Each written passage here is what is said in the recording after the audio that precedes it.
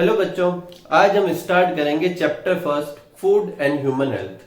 तो इस चैप्टर में सबसे पहले अपन ये देखते हैं कि न्यूट्रिशन क्या होता है। तो देखो न्यूट्रिशन क्या होता है। न्यूट्रिशन बेसिकली लाइफ प्रोसेस है। अब पहले ये देखते हैं कि लाइफ प्रोसेस क्या होता है। तो एक लिविंग थिंग में कुछ सर्टेन प्रोसेसेज होते हैं जो उसके जीने के लिए जरूरी होते हैं। लाइफ सस्टेनिंग प्रोसेसेज को क्या कहते हैं? Life process. उन प्रोसेस में से एक प्रोसेस क्या होता है? न्यूट्रिशन। और जिनमें क्या होता है? इनटेक ऑफ न्यूट्रिएंट्स, मतलब बाहर से अपन न्यूट्रिएंट्स लेते हैं फूड के फॉर्म में और उनको उनकी कॉम्प्लेक्स फॉर्म से किस फॉर्म में कन्वर्ट करते हैं? सिंपल फॉर्म में। किससे करेंगे? ये डाइजेशन से। और फिर उन सिंपल फॉर्म को अपन क्या करते हैं? एब्जॉर्ब करते हैं और फिर उसको अपनी बॉडी में क्या करते हैं? यूटिलाइज करते हैं। यूटिलाइजेशन का मतलब उन्हें यूज करना, चाहे ग्रोथ के लिए, चाहे डेवलपमेंट के लिए, चाहे इंप्योरिटी के लिए, चाहे एनर्जी प्रोडक्शन के लिए, जो भी हो, ये सब कंप्लीटली क्या कहलाता है? न्यूट्रिशन। ठीक है। नेक्स्ट अपन देखते हैं फूड। फूड बोले या डाइट बोले, क्या होता है? तो फूड बेसिकली सोर्स होता है किनका? अपन ने क्या बोला? Intake of nutrients. तो अपन को न्यूट्रिएंट्स चाहिए, तो फूड बेसिकली क्या है? इन न्यूट्रिएंट्स का क्या है? सोर्स है। ठीक है। तो it is the source of nutrition. और किस लिए नीड होती है? सर्वाइवल के लिए, मेंटेनेंस के लिए, ग्रोथ के लिए, डेवलपमेंट के लिए, इम्यूनिटी के लिए। फूड के कंपोनेंट क्या होते हैं? तो एक आइडियल फूड में क्या क्या चीजें होनी चाहिए? तो देखो, फूड में जो जो कंपोनेंट होते हैं उनको दो कैटेगरी में डिवाइड कर सकते हैं, major component and minor component. Major component वो होते हैं जो ज्यादा अमाउंट में प्रेजेंट होते हैं किसमें? डाइट में। तो उसमें क्या क्या आता है? कार्बोहाइड्रेट, प्रोटीन और फैट। इसमें से कार्बोहाइड्रेट और फैट का जो फंक्शन होता है वो होता है एनर्जी प्रोडक्शन का, स्पेशली कार्बोहाइड्रेट का। और जो प्रोटीन जो होता है वो ग्रोथ और रिपेयर, मेंटेनेंस, इनका काम करता है। विटामिन, मिनरल्स और फाइबर्स जो होते हैं ये अपनी डाइट का स्मॉल पोर्शन बनाते हैं, इसलिए इनको क्या कहते हैं? माइनर न्यूट्रिएंट्स कहते हैं। और इनके स्पेसिफिक फंक्शन होते हैं जो ये परफॉर्म करते हैं। ठीक है। तो ये 6 कंपोनेंट मिल क्या बनाते हैं? फूड के कंपोनेंट। नेक्स्ट अपन देखते हैं बैलेंस डाइट क्या होती है। तो देखो, बैलेंस डाइट क्या होती है? Balance diet is a food और डाइट कंटेन ऑल न्यूट्रिएंट्स। ऐसी डाइट जिसमें सारे न्यूट्रिएंट्स हो। सारे न्यूट्रिएंट्स में क्या क्या आते हैं? कार्बोहाइड्रेट आता है, फैट आती है, प्रोटीन आता है, मिनरल आता है, विटामिन, फाइबर, ये सब होने चाहिए। और साथ ही में करेक्ट प्रपोर्शन में भी होने चाहिए। करेक्ट प्रपोर्शन का क्या मतलब है? जितनी अमाउंट में रिक्वायर्ड होता है उतनी अमाउंट में प्रेजेंट होने चाहिए ये सब। और इससे क्या होगा? प्रॉपर ग्रोथ होगी, अच्छी हेल्थ बनेगी और इम्यून पावर क्या होगी? बढ़ेगी।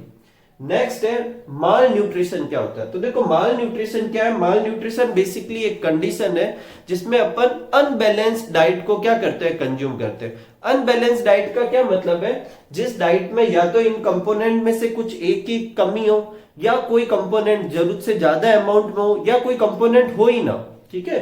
तो it is the condition that result from eating a diet in which one or more nutrients either not enough or are too much for a long period of time. ऐसा नहीं है कि एक दिन अपन अगर अनबैलेंस डाइट खाएं तो अपन को माल न्यूट्रिशन हो जाएगी, एक दिन मैं अपनी डाइट में से प्रोटीन ना खाऊं तो मुझे प्रोटीन का माल न्यूट्रिशन हो जाएगा। ऐसा नहीं, एक लॉन्ग पीरियड ऑफ टाइम के लिए ऐसा करें तो ही क्या होता है? माल न्यूट्रिशन हो जाएगा। अब माल न्यूट्रिशन जो बेसिकली 3 तरीके का हो सकता है। ओवर न्यूट्रिशन मतलब किसी एक न्यूट्रिएंट्स को जरूरत से ज्यादा कंज्यूम करना। अंडर न्यूट्रिशन बोले तो किसी एक न्यूट्रिएंट्स को कम कंज्यूम करना। और डेफिशिएंसी मतलब कोई न्यूट्रिएंट्स होना ही नहीं। ठीक है। क्या इफेक्ट होता है माल न्यूट्रिशन के? पहला है फैटिक। फैटिक क्यों आएगी? क्योंकि लैक ऑफ एनर्जी होगी। जब अपन प्रॉपर डाइट नहीं खाएंगे तो एनर्जी उतनी प्रोड्यूस नहीं कर पाएंगे जितनी नीड होगी। डिजीज हो सकती है क्योंकि अपना इम्यून पावर काम नहीं करेगा। इम्प्रॉपर ग्रोथ हो सकती है क्योंकि जो बिल्डिंग ब्लॉक्स होते हैं जैसे प्रोटीन, फैट, वो अपन को मिलेंगे नहीं। और अपने जो वाइटल ऑर्गन होंगे वो क्या नहीं करेंगे? प्रॉपर वर्क नहीं करेंगे। ठीक है। तो पहले आप ये सब नोट कर लीजिए, फिर अपन आगे अगला टॉपिक करते हैं। नेक्स्ट स्टार्ट करते हैं विटामिन माल न्यूट्रिशन। तो देखो, माल न्यूट्रिशन अपन समझ चुके हैं कि किसी भी न्यूट्रिएंट्स की या तो जरूरत से ज्यादा कंज्यूम कर लेना या जरूरत से कम कंज्यूम करना। बोले तो ओवर न्यूट्रिशन, अंडर न्यूट्रिशन या डेफिशिएंसी को क्या कहते हैं? माल न्यूट्रिशन। विटामिन माल न्यूट्रिशन जो होता है वो हमेशा डेफिशिएंसी वाला होगा। मतलब विटामिन की क्या होगी? डेफिशिएंसी हो जाएगी और उससे कुछ सर्टेन सिम्टम्स और सर्टेन डिजीज होगी। तो 1 by 1 अपन को जितने भी विटामिन है उनको स्टडी करना है। इसमें करना क्या क्या है? बेसिकली विटामिन, उनका केमिकल नेम और उनसे होने वाली डिजीज और उससे रिलेटेड सिम्टम्स क्या क्या है वो करने। तो सबसे पहला विटामिन है विटामिन ए, इसको कहते हैं रेटिनॉल। क्या कहते हैं? रेटिनॉल। और ये जो विटामिन है इसकी डेफिशिएंसी से नाइट ब्लाइंडनेस होती है। नाइट ब्लाइंडनेस क्या होती है? नाइट ब्लाइंडनेस के केस में जिस पर्सन को नाइट ब्लाइंडनेस हो रखा है उस पर्सन को अंधेरे में, वो अंधेरा रात का भी हो सकता है या जनरल अंधेरा भी हो सकता है, तो अंधेरे में डिम लाइट में उसे बिल्कुल नहीं दिखाई देगा। इसको क्या बोलेंगे? Night blindness. अक्सर ऐसा चीज रात को ही होती है, इसलिए इसको क्या कहते हैं? Night blindness. बाकी वो डिम लाइट में भी वो नहीं देख पाएगा।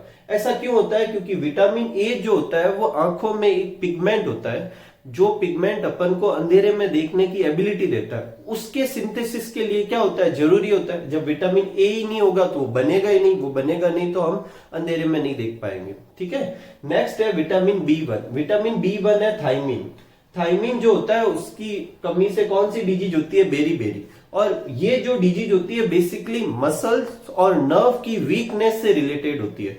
तो अगर ये डिजीज होगी तो मसल्स और नर्व क्या हो जाएगी? वीक, जिसमें हार्ट भी शामिल है और हार्ट बीट भी क्या हो जाएगी? कम हो जाएगी। नेक्स्ट है विटामिन बी 2, जिसको क्या कहते हैं? राइबोफ्लेविन। और इसकी डिजीज को क्या कहते हैं? राइबोफ्लेविनोसिस। और ये जो डिजीज होती है बेसिकली क्या करती है? Rupture around mouth lining, skin, lips and memory loss. Actual में ये जो माउथ की ये लाइनिंग जो होती है, स्किन जो होती है वो फट जाती है, और अगर जरूरत से ज्यादा कमी हो जाए तो फिर क्या हो जाएगा? मेमोरी लॉस भी हो सकता है। ठीक है। नेक्स्ट है विटामिन बी 3, जिसको क्या कहते हैं? नियासिन। क्या कहते हैं? नियासिन। और ये जो विटामिन होता है इसकी कमी की वजह से कौन सी डिजीज होती है? पेलेग्रा। कौन सी डिजीज होती है? पेलेग्रा। और पेलेग्रा डिजीज की वजह से जो होती है स्किन और टंग के ऊपर क्या बनने लगते हैं? व्हाइट ऐसे अपीयरेंस आने लगती है, ड्राई हो जाते हैं, स्केल्स बनने लगते हैं। टंग पे भी होता है और ये साथ ही साथ में किसके ऊपर भी हो सकता है? स्किन के ऊपर भी हो सकता है। ठीक है। नेक्स्ट है विटामिन सी। जितनी भी खट्टी चीजें होती है उनमें कौन सा विटामिन होता है? Vitamin C. ये जो होता है इसका केमिकल नेम क्या है? Ascorbic acid. और एसिड कैसा होता है? सोर होता है टेस्ट में, आपने छोटी क्लास में पढ़ा होगा। और इसकी कमी से कौन सी डिजीज होती है? स्कर्वी। और स्कर्वी जो होती है बेसिकली गम्स के हेल्थ के लिए बहुत जरूरी होती है। तो अगर विटामिन सी की कमी होगी तो स्कर्वी डिजीज होगी, जिससे गम्स से क्या होने लगेगी? ब्लीडिंग होने लगेगी। जरूरत से ज्यादा कमी होने पर स्किन भी कटने लगती है और वहां से भी ब्लीडिंग स्टार्ट हो जाएगी। नेक्स्ट है विटामिन डी। विटामिन डी जो होता है उसको क्या कहते हैं? कैल्सीफेरॉल। बेसिकली विटामिन डी जो होता है वो कैल्शियम के एब्जॉर्प्शन के लिए बहुत जरूरी होता है। तो अगर विटामिन डी की कमी हो जाएगी तो बेसिकली कैल्शियम की कमी हो जाएगी, और कैल्शियम की कमी होगी तो कौन सी डिजीज होगी? रिकेट्स, जिसके सिम्टम्स क्या होंगे कि अपनी बॉडी में जहां पे भी बोन है वो बैंड होने लगेगी। तो सबसे विजिबल जो इफेक्ट होगा वो लेग्स में होगा, लेग्स बैंड हो जाएंगे, नी जो होंगे वो बैंड हो जाएंगे। इस पे बोर्ड पे क्वेश्चन भी आ रखा है कि bone of legs band inverts, ये किस डिजीज का सिम्टम्स है? तो किस डिजीज का है? रिकेट्स का। और किस कारण से होती है? विटामिन डी कैल्सीफेरॉल की कमी की वजह से। ठीक है। नेक्स्ट स्टार्ट करते हैं प्रोटीन माल न्यूट्रिशन। तो देखो प्रोटीन माल न्यूट्रिशन बोले तो प्रोटीन की डेफिशिएंसी। अब प्रोटीन की डेफिशिएंसी या डाइट में प्रोटीन की अमाउंट कम भी हो सकती है। ठीक है। तो अंडर न्यूट्रिशन और डेफिशिएंसी दोनों केस में आ सकता है, और इसकी वजह से दो डिजीज होती है, क्वासिओरकोर और मरेस्मस। देखो दोनों ही अगर प्रोटीन की डेफिशिएंसी से है तो फिर दो डिजीज क्यों? तो इसका कारण है कि जो क्वासिओरकोर होता है वो ऐसी वजह से होता है जब पर्सन डाइट तो बराबर ले, बोले तो कार्बोहाइड्रेट बराबर खा रहा है, फैट बराबर ले रहा है, लेकिन सिर्फ प्रोटीन की कमी है, उसमें एनर्जी जिससे ऑब्टेन करते हैं उसकी कमी नहीं है। तो अपन क्या लिखेंगे? Disease due to protein deficiency but no calorie deficiency. या कैलोरी का मतलब है कार्बोहाइड्रेट और फैट की कोई कमी नहीं है, वो बराबर कंज्यूम कर रहा है, सिर्फ उसने अपनी डाइट में प्रोटीन कम खाया। तो ये जो डिजीज होगी वो क्या कहलाएगी? क्वासिओरकोर। और मरेस्मस जो है बेसिकली पुअर्टी की वजह से, जिसमें खाना ही नहीं मिल रहा पर्सन को, तो उसमें प्रोटीन की डेफिशिएंसी भी होगी, एनर्जी डेफिशिएंसी होगी, सबकी डेफिशिएंसी है। तो disease due to both protein और कैलोरी डेफिशिएंसी वो क्या कहलाएगी? मरेस्मस। नेक्स्ट लेते हैं सिम्टम्स। तो क्वासिओरकोर और मरेस्मस के सिम्टम्स देखते हैं। तो क्वासिओरकोर के सिम्टम्स होते हैं स्वेलन स्टमक, मतलब स्टमक में क्या आती है? स्वेलिंग आ जाती है। लॉस ऑफ एपेटाइट, मतलब भूख कम लगती है। Skin become pale, black, dry and spotty. और रिटार्डेड ग्रोथ का मतलब ग्रोथ रुक जाती है। इसके सिम्टम्स है सनकन आइज, मतलब आंख क्या होती है, धस जाती है अंदर की तरफ। Body shrinks and become weak, body बहुत ही मतलब ऐसे हाइट प्रॉपर ग्रोथ नहीं हो पाती, बहुत ज्यादा कमजोर हो जाती है। स्किन नहीं होती है बॉडी, मतलब पूरा ऊपर से लेके नीचे तक ओवरऑल पूरा एकदम थिन लीन होता है। या तो स्टमक में स्वेलिंग होती है या कहीं पे भी स्वेलिंग नहीं होती, और रिटार्डेड ग्रोथ इसमें भी होती है। इन दोनों के सिम्टम्स में जो एक सिम्टम जो बाहर से पता चल जाता है वो कौन सा है, स्वेलन स्टमक और सनकन आइज। मतलब अगर कहीं पे भी स्वेलिंग ना हो, स्टमक में भी ना हो और सनकन आइज हो, और फिर प्रोटीन डेफिशिएंसी के सिम्टम्स मिले तो वो मरेस्मस होगा। और प्रोटीन डेफिशिएंसी के सिम्टम्स मिले और साथ में स्वेलन स्टमक भी है तो फिर वो क्वासिओरकोर होगा। नेक्स्ट अपन लेते हैं मिनरल माल न्यूट्रिशन। तो देखो मिनरल माल न्यूट्रिशन में अपन को मिनरल्स के फंक्शन और 2 डिजीज करनी है जो अच्छे से याद रखनी है। सबसे पहला है सोडियम और पोटेशियम। देखो इन दोनों के फंक्शन एक जैसे है, दोनों ही क्या करते हैं, मसल्स कॉन्ट्रेक्शन, बोले तो मसल्स में कॉन्स्ट्रिक्ट होने की वजह से कोई पर्टिकुलर पार्ट मूव करता है। जैसे मेरी ये फिंगर है तो ये अपने आप ऐसे ऐसे मूव नहीं करेगी, ये मेरा हाथ है ये अपना आप ऐसे मूव नहीं करेगा, यहाँ की बोन को मूव कराने के लिए मसल्स कॉन्ट्रिक्ट होती है। तो वो कॉन्स्ट्रिक्ट कराने का काम तो मसल्स करती है, मसल्स की खुद की मैकेनिज्म होती है, लेकिन उसमें जो आयन हेल्प करते हैं वो सोडियम और पोटेशियम होते हैं। कैल्शियम भी करते हैं लेकिन आपकी बुक में सोडियम और पोटेशियम का दे रखा है। Nerve impulse conduction, nerve impulse conduction का मतलब अपना जो ब्रेन और स्पाइनल कॉर्ड होता है वो बाकी के सारे ऑर्गन को कंट्रोल करने के लिए मैसेज देता है, बाकी के सारे ऑर्गन से मैसेज वापस उन तक आते हैं। ये आना जाना जो होता है वो न्यूरॉन से होता है। अब वो न्यूरॉन में वो मैसेज किस फॉर्म में जाता है उसे कहते हैं नर्व इंपल्स। तो वो इंपल्स किसके फॉर्म में जाती है, इन्हीं सोडियम पोटेशियम आयन के फॉर्म में। और आयोनिक बैलेंस मतलब अपने इंटरनल और एक्सटर्नल जो फ्लूइड होता है उसके बीच में आयंस का जो बैलेंस होता है वो भी सोडियम और पोटेशियम की हेल्प से होता है। नेक्स्ट है कैल्शियम और फॉस्फोरस। कैल्शियम और फॉस्फोरस दोनों बोन और टिथ से रिलेटेड है। बोन और टिथ की ग्रोथ और बोन और टिथ का जो स्ट्रांगनेस है वो किसकी वजह से होता है, कैल्शियम और फॉस्फेट की वजह से। एक चीज अच्छे से याद रखना, कैल्शियम जो होता है वो बोन की ग्रोथ के लिए जरूरी है, लेकिन ये तब तक काम नहीं करता जब तक कि विटामिन डी ना मिले। विटामिन डी की कमी हो जाए तो अपन कितना भी कैल्शियम कंज्यूम करें अपनी बॉडी उसे एब्जॉर्ब नहीं करेगी। यही वजह है कि विटामिन डी की डेफिशिएंसी में भी वही सिम्टम्स आएंगे जो कैल्शियम की डेफिशिएंसी से आते हैं। नेक्स्ट है आयरन। आयरन जो होता है वो बेसिकली हीमोग्लोबिन बनाता है। हीमोग्लोबिन क्या होता है, हीमोग्लोबिन अपने ब्लड में जो आरबीसी होती है उसमें एक रेस्पिरेटरी पिगमेंट होता है जिसकी वजह से आरबीसी रेड कलर की होती है और आरबीसी की वजह से ब्लड रेड कलर का होता है। तो एक तो वो पिगमेंट होता है, साथ में ही वो पिगमेंट ऑक्सीजन ट्रांसपोर्ट का काम भी करता है। तो अगर आयरन की डेफिशिएंसी हो जाएगी तो हीमोग्लोबिन नहीं बनेगा। तो ब्लड या ब्लड के कोई भी पार्ट में अगर कोई डेफिशिएंसी आ जाए तो उसे एनीमिया कहते हैं। एन प्लस एमिया, एन मतलब नहीं होना, एमिया मतलब ब्लड। चाहे ब्लड का वॉल्यूम कम हो जाए, चाहे हीमोग्लोबिन कम हो जाए, चाहे आरबीसी कम हो जाए, कुछ भी, उसे क्या कहेंगे, एनीमिया। यहां पर कौन सा एनीमिया होगा, डेफिशिएंसी ऑफ आयरन की वजह से हीमोग्लोबिन नहीं बनेगा। नेक्स्ट है आयोडीन। आयोडीन बेसिकली क्या कराता है, फॉर्मेशन ऑफ थायरोक्सिन हार्मोन। तो देखो अपनी बॉडी में या नेक रीजन में एक ग्लैंड होती है, एंडोक्राइन ग्लैंड, जिसे कहते हैं थायराइड ग्लैंड।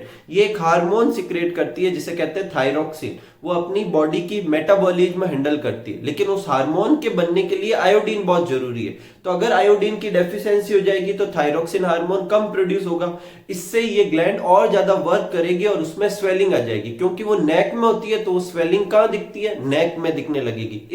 इस डिजीज को क्या कहेंगे, गॉइटर। तो गॉइटर किसकी वजह से होती है, आयोडीन की वजह से। एनीमिया किसकी वजह से होता है, आयरन की डेफिशिएंसी की वजह से।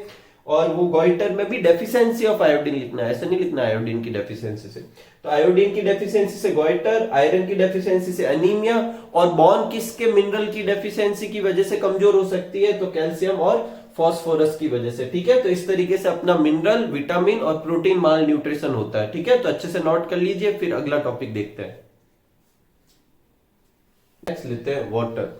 देखो वाटर क्या होता है, वाटर नेचर में पाए जाने वाले सब्सटेंस में से ओनली एक ही ऐसा सब्सटेंस है जो कि तीनों फॉर्म में नेचर में प्रेजेंट होता है। वाटर सॉलिड के फॉर्म में, आइस के फॉर्म में प्रेजेंट होता है, वाटर लिक्विड खुद है ही है, और वाटर वेपर के फॉर्म में बोले तो गैसियस फॉर्म में भी प्रेजेंट होता है। वैसे तो सारी चीजों को तीनों फॉर्म में कन्वर्ट कर सकते हैं, लेकिन वाटर नेचुरली इन तीनों फॉर्म में प्रेजेंट होता है।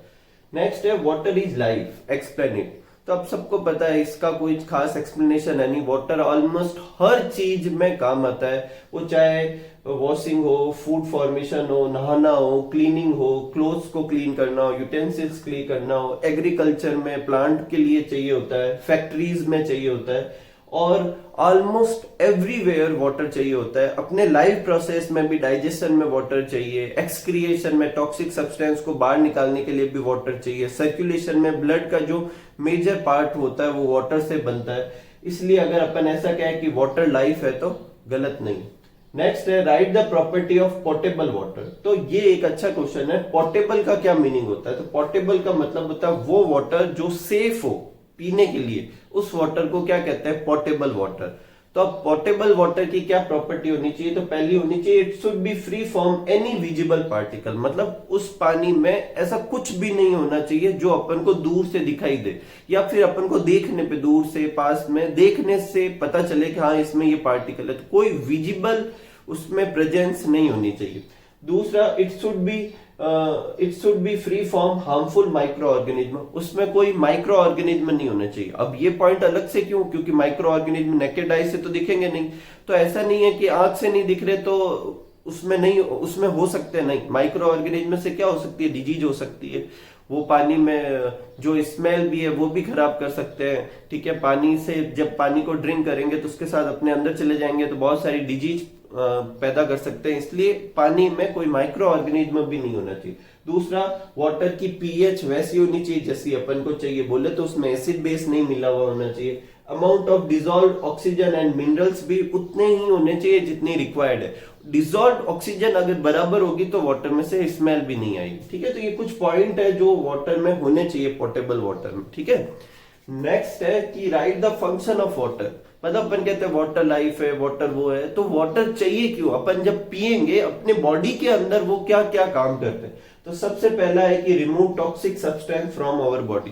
देखो, ह्यूमन और ऐसे बाकी सारे एनिमल एक टॉक्सिक सब्सटेंस बनाते हैं जिसको क्या कहते हैं? अमोनिया। ठीक है, तो ह्यूमन में जो अमोनिया बनती है वो लीवर में यूरिया में कन्वर्ट कर दी जाती है। फिर उस यूरिया को वाटर में डिसॉल्व करके या वाटर में ट्रांसफर करके यूरिन बनाता है। कौन? किडनी। लेकिन उसके लिए उसको क्या चाहिए? वाटर चाहिए। तो वाटर जो होता है इस टॉक्सिक सब्सटेंस को बॉडी से बाहर निकालने का काम करता है। दूसरा, our body remain fit, healthy and energetic. पानी की वजह से सारी सेल जो होगी वो फ्रेश रहेगी, एक्टिव रहेगी, तो अपन एनर्जेटिक फील करेंगे। The fibre amount of water is maintain by water which improve immunity. Fibre क्या होता है? अपने बाउल मूवमेंट को हैंडल करता है। तो अगर फाइबर और वाटर बराबर प्रॉपर अमाउंट में लिए जाएंगे तो अपना बाउल मूवमेंट सही होगा, अपना इम्यून सिस्टम बढ़ेगा, जिससे अपन डिजीज से फाइट और अच्छे से कर पाएंगे। तीसरा है prevent deposition of unnecessary fat. देखो, बॉडी में क्या होता है कि जो फैट होती है वो कुछ सर्टेन जगह पे डिपॉजिट हो जाती है। तो अगर पानी बार बार कंज्यूम करते रहेंगे तो वहां से वो फैट की लेयर अननेसेसरली क्या नहीं होगी? डिपॉजिट नहीं होगी। नेक्स्ट है lung infection, asthma, intestinal disease और ये कुछ एलर्जिक प्रोसेस है, ये सब नहीं होंगे अगर प्रॉपर वाटर पीते रहेंगे। यही वजह है कि अपन को रिकमेंड किया जाता है कि एक दिन में कम से कम 8 से 10 ग्लास ऑफ वाटर तो पीना ही पीना चाहिए। ठीक है, तो वाटर बहुत ही नेसेसरी होता है बॉडी के लिए। नेक्स्ट है waters harmful effect of, what is harmful effect of polluted water. तो देखो, अगर पॉल्यूटेड वाटर कंज्यूम करेंगे तो क्या प्रॉब्लम है? तो देखो, पैथोजन जो होता है वो अपनी बॉडी में बाहर से ऐसे अंदर नहीं घुस सकते, स्किन से या किसी जगह से। वो एंट्री के लिए कुछ रास्ता ढूंढते हैं। तो या तो वो एंट्री पॉइंट उसे मिलता है फूड के साथ, या जो एयर अपन ब्रीथ इन करते हैं उसके साथ, या फिर जो वाटर अपन कंज्यूम करते हैं उसके साथ। तो पॉल्यूटेड वाटर में बहुत सारे पैथोजन होंगे, जैसे वायरस, बैक्टीरिया, प्रोटोजुअन, वॉर्म्स। और ये पैथोजन क्या कर, जब अपने अंदर चले जाएंगे तो क्या कर सकते हैं? डिजीज कर सकते हैं, क्योंकि अपन पानी पियेंगे तो पानी के साथ वो अंदर चले जाएंगे। तो अपन ने एक तरीके से उनको एंट्री पॉइंट दे दिया। और फिर कौन कौन सी डिजीज हो सकती है? जॉन्डिस हो सकती है, फ्लू हो सकती है, टाइफाइड, डिजेंट्री बोले तो पेट खराब हो सकता है, कॉलेरा, हेपेटाइटिस, ये जो होते हैं वो हो सकता है। फ्लू 2 बार लिख दिया। और क्या हो सकता है? एक डिजीज का नाम याद रखना है, नारू। ठीक है, तो ये कुछ डिजीज है जो किसकी वजह से हो सकती है? पॉल्यूटेड वाटर कंज्यूम करने की वजह से। तो पहले ये आप सब नोट कर लीजिए। नेक्स्ट है नारू डिजीज। तो देखो, नारू डिजीज किसी समय में राजस्थान में बहुत बड़ी प्रॉब्लम रही थी। ये कॉन्टामिनेटेड वाटर जो होता है उसकी वजह से फैलती थी।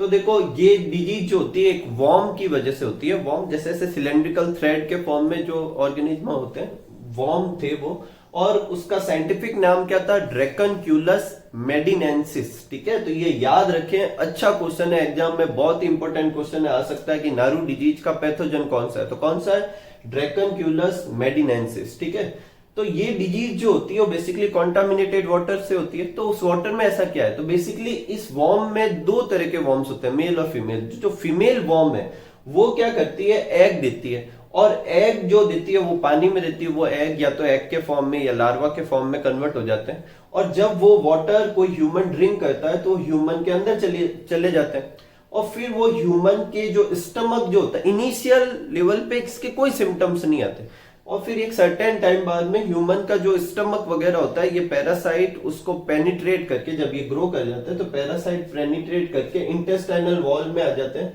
और वहां से भी माइग्रेट होते हुए कहां पर आ जाते हैं, ये अपने स्किन के जस्ट नीचे आ जाते हैं, और स्पेशली स्किन कहाँ की होती है, लेग्स की। ठीक है, इस ड्यूरेशन में वो मेल और फीमेल जो होता है वो रिप्रोडक्शन करके नेक्स्ट जनरेशन बनाने की तैयारी भी कर लेते हैं। जब ये स्किन के जस्ट नीचे आ जाते हैं तो वहां स्किन पे ब्लिस्टर बनने लगते हैं, फफोले बनने लगते हैं, और अब इन ब्लिस्टर से एक सर्टेन टाइम, लगभग 1 साल बाद ये हो जाएगा, इनिशियल वो कॉन्टामिनेशन के बाद में वो फीमेल जो होगी वो ब्लिस्टर से बाहर निकलेगी, और ब्लिस्टर से बाहर निकलेगी तो बहुत ही पेनफुल और डेंजरस कंडीशन होती है, और फिर वो वापस जो वाटर में चली जाएगी, क्योंकि वो ह्यूमन जो होगा वो बार बार कहीं ना कहीं किसी वाटर रिसोर्सेज को यूज करने जाएगा, तो वहां पर वो वापस चला जाएगा, और इस तरीके से ये चलता रहता है। और ये जो है बेसिकली उस जगह पर ज्यादा होता था जहां पर एक ही वाटर रिसोर्सेज को कपड़े धोने, नहाने, जानवरों के जो एनिमल्स जो थे उनके ड्रिंक करने के लिए यूज किया जाता था। इसी वजह से उसमें कंटामिनेशन के चांसेस बढ़ जाते थे। ठीक है, तो ये बहुत ही प्रॉब्लमेटिक जो थी सिचुएशन। फिर एक प्रोग्राम स्टार्ट किया गया, नारू इरिडिकेशन प्रोग्राम गवर्नमेंट ने, जिसके अकॉर्डिंग लोगों को अवेयर किया गया कि भाई आप पानी को पहले फिल्टर करो, फिर उसे बॉईल करो, फिर ठंडा करके पियो, स्पेशली उन जगह पर जहां पर पानी फ्रेश वाटर या फिर ऐसे नॉन कॉन्टामिनेटेड वाटर ज्यादा अवेलेबल नहीं है। उन लोगों को बोला गया कि आप जो वाटर रिसोर्सेज से पानी लेके आते हो उन पानी को पहले फिल्टर करें, फिर बॉईल करें, फिर ठंडा करके फिर यूज करें, और एक ही वाटर रिसोर्सेज में सारे काम ना करें कि कपड़े वहीं धो रहे, नहा भी वही रहे, ऐसा काम ना करे। ठीक है, तो ये नारू इरिडिकेशन प्रोग्राम के बारे में आगे की स्लाइड से आप नोट कर लेना। ठीक है, तो ये नारू डिजीज का डिस्क्रिप्शन था। नेक्स्ट है ओबेसिटी।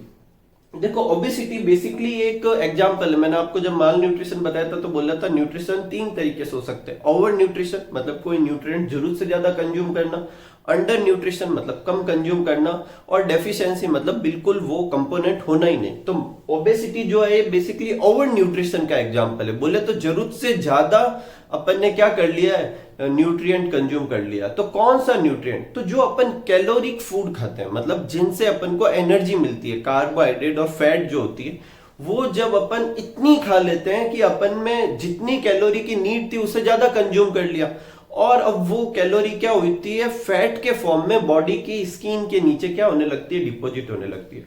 और ये फैट इस लेवल तक डिपॉजिट हो जाती है, very much amount of fat deposit in body in such an extent that it cause adverse effect on health. उसे अपन क्या कहते हैं, ओबेसिटी। वैसे स्किन के नीचे कुछ अमाउंट में फैट होती है, उसे ओबेसिटी नहीं कहेंगे, लेकिन इतनी एक्सटेंट तक फैट का डिपोजिशन हो जाना कि वो बॉडी के लिए हार्मफुल होने लगे, उसे अपन क्या कहेंगे, ओबेसिटी कहेंगे। अब अपन को क्या पता चलेगा कि भाई ये जरूरत से ज्यादा कंज्यूम कर रहे हैं कैलोरी या नहीं। तो देखो हर ह्यूमन की नीड अलग अलग होती है। अगर आप ज्यादा हार्ड वर्क करते हैं तो आपको ज्यादा कैलोरी चाहिए, कम हार्ड वर्क करते हैं तो कम कैलोरी चाहिए।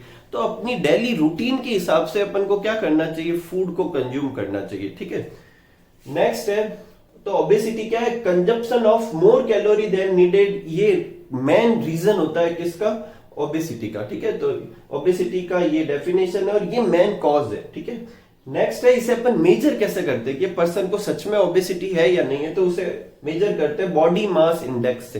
किससे मेजर करते हैं, body mass index.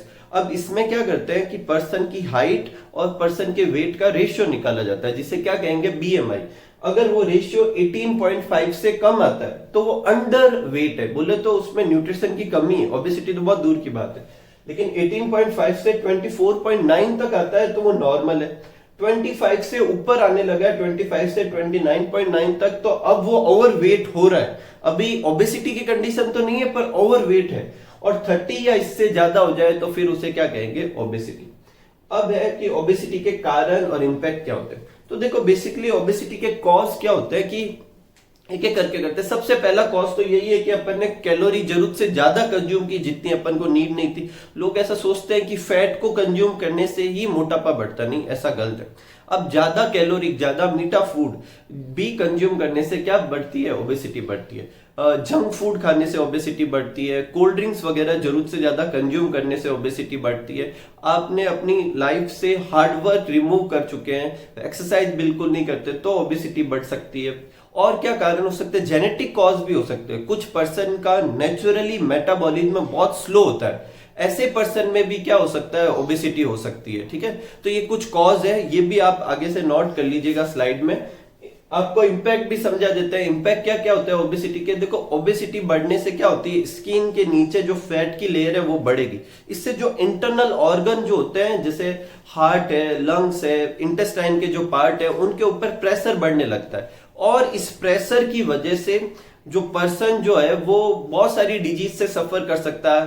Heart attack आने के चांसेस बढ़ सकते हैं, हार्ट पे प्रेशर बढ़ सकता है, ब्रीथिंग लेने में, ब्रीथ करने में प्रॉब्लम हो सकती है, स्टमक पे प्रेशर की वजह से डाइजेशन रिलेटेड जो प्रॉब्लम होती है वो हो सकती है। तो बहुत सारे इम्पैक्ट है। ठीक है, तो cause and impact of obesity और इरिडिकेशन आप आगे की स्लाइड से नोट कर लीजिए। ये अपने दो टॉपिक हो जाते हैं, नारू डिजीज और ओबेसिटी। ठीक है,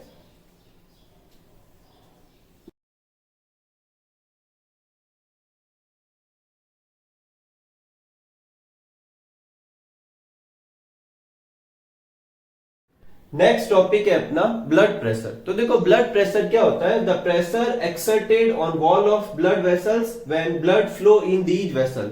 जब ब्लड वेसल्स में से ब्लड फ्लो होता है तो वो वॉल के ऊपर जितना प्रेशर लगाता है उसे अपन क्या कहेंगे, ब्लड प्रेशर। और ब्लड प्रेशर स्पेशली मेजर किया जाता है आर्टरी के अंदर। ठीक है, अब ब्लड वेसल्स, ब्लड प्रेशर जो होता है उसकी वैल्यू कितनी होती है, तो वैल्यू होती है 120 to 80 mmHg। तो ये दो रीडिंग क्यों है, तो उसको देखते हैं। देखो ऊपर वाली जो वैल्यू है उसको कहते हैं सिस्टोलिक प्रेशर, और जो 80 लोअर वैल्यू जो है उसको क्या कहते हैं, डायस्टोलिक प्रेशर। सिस्टोलिक प्रेशर कब होता है, जब हार्ट कॉन्स्ट्रिक्ट होता है और ब्लड बाहर निकलता है, उस समय ब्लड वेसल्स के अंदर जितना प्रेशर डेवलप होगा उसे कहेंगे सिस्टोलिक प्रेशर। और जब हार्ट के अंदर ब्लड आता है उस समय ब्लड वेसल्स के अंदर जितना प्रेशर होगा उसे कहेंगे डायस्टोलिक प्रेशर। ऐसा इसलिए क्योंकि हार्ट के कॉन्स्ट्रिक्ट होने को कहते हैं सिस्टोल और हार्ट के रिलैक्स होने को कहते हैं डायस्टोल। हार्ट कॉन्स्ट्रिक्ट होगा तो ब्लड प्रेशर ज्यादा होगा, और हार्ट रिलैक्स होगा तो ब्लड प्रेशर क्या होगा, कम। तो 120 to 80 mmHg आइडियल वैल्यू है किसकी, ब्लड प्रेशर की। mmHg जो होती है वो जो लोअर ब्लड प्रेशर्स होते हैं उनको मेजर करने के लिए यूज की जाती है। हाई प्रेशर के लिए एटमॉस्फेयर, बार, ऐसी यूनिट की यूज की जाती है। ठीक है, नेक्स्ट है मेजर किससे करेंगे, तो सबसे पहले एक नाम याद करेंगे, स्फिग्मोमैनोमीटर। देखो मैनोमीटर का मतलब होता है ऐसी डिवाइस जिससे प्रेशर मेजर करते हैं, और स्फिग्मोमैनोमीटर बोले तो जिससे ब्लड प्रेशर मेजर करते हैं। दो साइंटिस्ट के नाम याद रखने, एक रखना है कैप्लान। कैप्लान वो साइंटिस्ट था जिसने ब्लड प्रेशर को क्या किया, डिफाइन किया।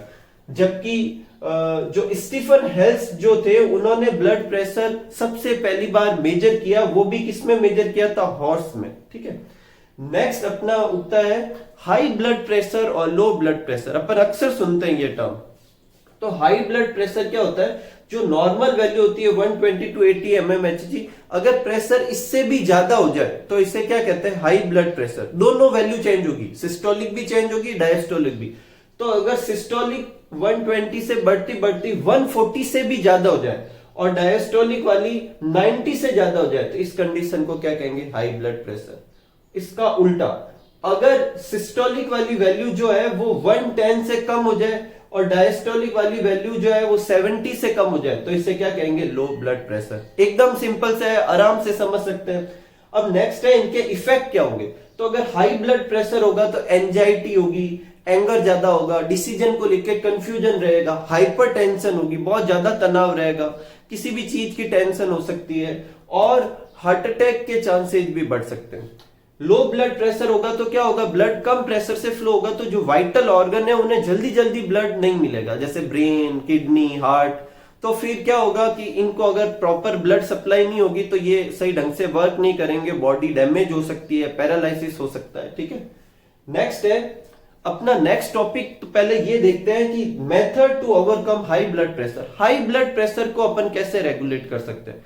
तो देखो, हाई ब्लड प्रेशर कंज्यूम करने मतलब कम करने के लिए सबसे पहला पॉइंट है कि कंज्यूम पोटेशियम रिच फूड। ऐसे फूड खाने चाहिए जिसमें पोटेशियम हो। इससे क्या होगा, अभी अगले क्वेश्चन में देखते हैं। Second, intake of fibrous food. अब फाइब्रस फूड खाने से वाटर रिटेंशन अच्छा होगा बॉडी में, जिससे ब्लड प्रेशर कम होगा। पानी भी ज्यादा पीना चाहिए blood pressure, high blood pressure वालों को। Reduce consumption of fat, salt and sugar. ये तीनों ओबेसिटी बढ़ाते हैं और ओबेसिटी बढ़ेगी तो क्या होगा, ओबेसिटी बढ़ेगी तो फिर जो प्रेशर लगेगा वो ज्यादा हो जाएगा हार्ट के ऊपर और उससे भी हार्ट की जो मसल्स होती है उसमें भी फैट डिपॉजिट होने लगती है, जिससे हार्ट प्रॉपर कॉन्स्ट्रिक्ट और रिलैक्स नहीं हो पाता। नेक्स्ट है योगा और एक्सरसाइज। योगा कर सकते हैं अपन टेंशन को कम करने के लिए, एक्सरसाइज कर सकते हैं अपन रिलैक्स होने के लिए और ओबेसिटी को कम करने के लिए। और नेक्स्ट है intense walking at least for 30 minute per day. ये एक WHO ने गाइडलाइन दे रखी है कि हर पर्सन को अपने हार्ट को फिट रखने के लिए एटलीस्ट एक दिन में 30 मिनट की इंटेंस वॉकिंग करनी चाहिए। ठीक है, वो भली कैसे भी हो, पूरे ओवरऑल दिन में हो जानी चाहिए। नेक्स्ट, अभी एक पॉइंट था कि कंज्यूम करना चाहिए पोटेशियम फूड। तो क्यों, ऐसा क्या है। तो बेसिकली जब अपन सॉल्ट कंज्यूम करते हैं तो अपनी बॉडी में Na जाता है और सोडियम जो है वो ब्लड प्रेशर को बढ़ाता है। तो अगर अपन पोटेशियम रिच फूड खाएंगे तो जितना ज्यादा पोटेशियम कंज्यूम करेंगे उतना ज्यादा सोडियम जो है वो यूरिन के साथ बाहर निकल जाएगा। तो बेसिकली पोटेशियम सोडियम के वो हार्मफुल इफेक्ट को क्या करता है, घटाता है। तो क्या, balancing out negative effect of salt. More potassium you consume, more Na you lose. और इट ऑल्सो, और ये क्या करता है, जो ब्लड वेसल्स होता है उसको थोड़ी रिलैक्स कर देता है, जिससे भी ब्लड प्रेशर क्या होता है, कम होता है। तो इस तरीके से अपने इस वीडियो का पार्ट फर्स्ट कंप्लीट होता है। आप ये सब अच्छे से नोट करके इसे अच्छे से लर्न कीजिए। अगर कोई डाउट हो तो कमेंट बॉक्स में लिखकर पूछ सकते हैं। Thank you for watching. खूब सारा पढ़िए और मस्त रहिए।